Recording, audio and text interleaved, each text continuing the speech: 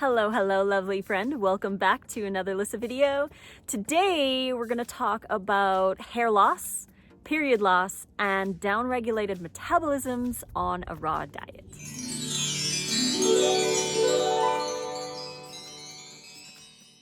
So grateful to have you here today. Thank you for joining. And before we begin, don't forget the best way to support us, if you want to, is to grab any or all of our ebooks. You can get 40% off using code RAWFOOD40. The link is right here, as well as in the description box below. So you can go enjoy more raw food in your life. So today I want to talk about hair loss, period loss, and downregulated metabolisms on a raw diet.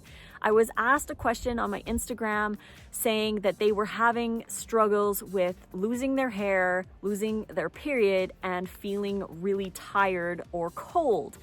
So number one, I would have to say the number one reason that I've observed and what I've researched is for hair loss and period loss and metabolism downregulation is not the food. It's not because they're on a raw diet or a vegan diet. It's how much they're eating, because you can have hair loss, period loss, and downregulated metabolism on any diet. It doesn't matter. It's how you are eating the food. Are you restricting your calories? Are you not eating enough? Are you going long hours without eating? Are you portion controlling?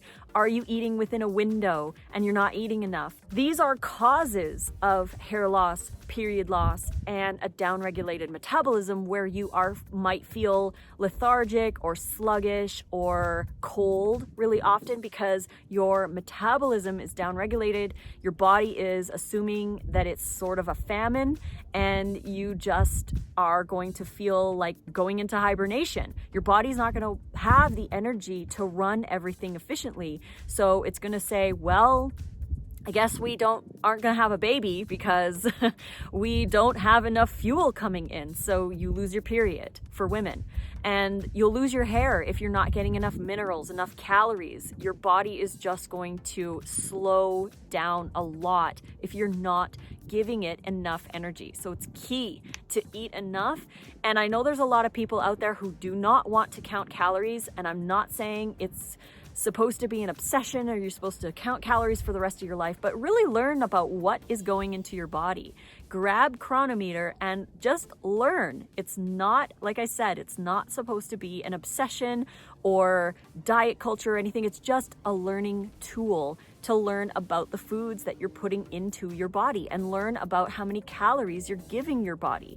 Because if you didn't know how much gas was going into your gas tank, you would never know if your gas tank was empty or full. You need to know about how much you're putting into your priceless vehicle that you got for free, that is the only reason why you live on this earth.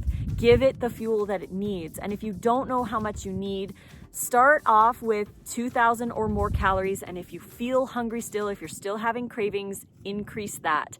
Just add more snacks, make bigger salads, have an extra smoothie, have more fruit. Overall, just add more calories to your day. If you really need to, add some cooked food. Remember, you are not a failure if you are not 100% raw. This is not about your identity. It's about making sure you get enough depending on your situation. Financially, maybe you can't afford it, or maybe there's not enough in your area. You have to work with where you're at, where your gut microbiome is, and make sure that you're eating enough and you're eating enough variety. That's another thing. The second thing is variety. Typically, people who are losing their hair or their periods are shutting down are not only under eating, but they're also not eating enough variety. So they don't have enough plant variety in their diet to build a healthy gut microbiome and to provide enough of the nutrition that you need to have a healthy, balanced body. It's super important to make sure that we have variety. So trying new foods, adding extra variety to your salads. And yes, some people are probably going to say, but what about food combining? Food combining really is only essential if you have a weakened gut microbiome. because while you're moving up your variety and you're increasing the variety, you're adding more of certain things into your diet, you're building your gut microbiome so that you can digest those foods. If you can't digest those foods right now, it's not because those foods aren't good for us. It's because your gut microbiome is weak and you really need to give it a lot of TLC. Go slow with it, add those foods in slowly, but make sure you're also eating enough of the foods that don't bother you.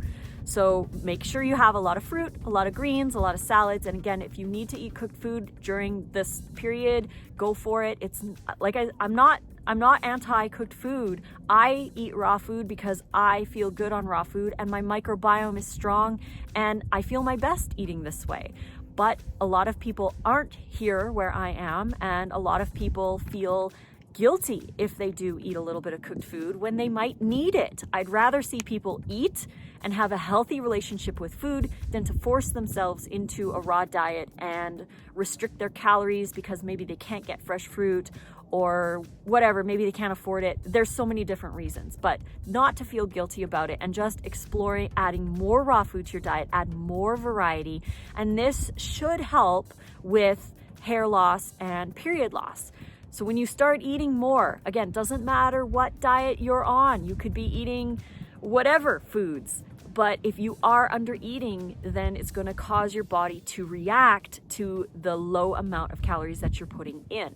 It's not the food, it's your behavior around the food and how you eat that is the ultimate factor in those things. Obviously, we want to be eating a lot of densely nutritious foods like high variety salads and lots of different fruits and all the antioxidants and the vitamins and minerals. But we don't need to get too hung up on all the little finer details.